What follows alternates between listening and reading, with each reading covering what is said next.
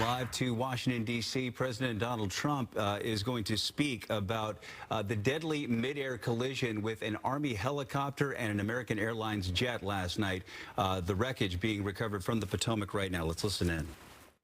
Just before 9 p.m. last night, an American Airlines regional jet carrying 60 passengers and 4 crew collided with an Army Black Hawk helicopter carrying 3 military service members over the Potomac River in Washington, D.C., while on final approach to Reagan National Airport.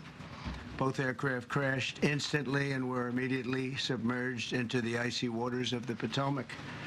Real tragedy. The massive search and rescue mission was underway throughout the night, leveraging every asset at our disposal, and I have to say the local, state, federal, military, including the United States Coast Guard in particular, they've done a phenomenal job. So quick, so fast, it was mobilized immediately. The work is now shifted to a recovery mission. Sadly, there are no survivors. This was a dark and excruciating night in our nation's capital and in our nation's history, and a tragedy of terrible proportions. As one nation, we grieve for every precious soul that has been taken from us so suddenly, and we are a country of we are in mourning. This is really shaking a lot of people, including people, very sadly, from other nations who were on the flight. For the family members back in Wichita, Kansas, here in Washington, D.C., and throughout the United States and in Russia, we have a Russia contingent, some very talented people. Unfortunately, were on that plane. Very, very, very sorry about that. Whose loved ones were aboard the passenger jet. We can only begin to imagine the agony that you're all feeling. Nothing worse.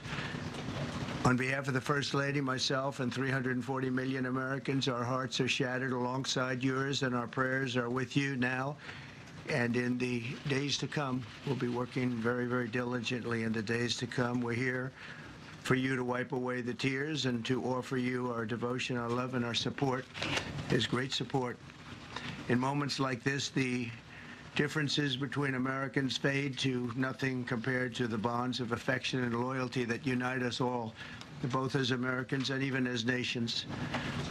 We are one family, and today we are all heartbroken. We're all searching for answers.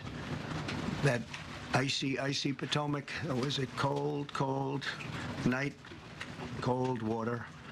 We're all overcome with the grief for many who have so tragically perished, will no longer be with us.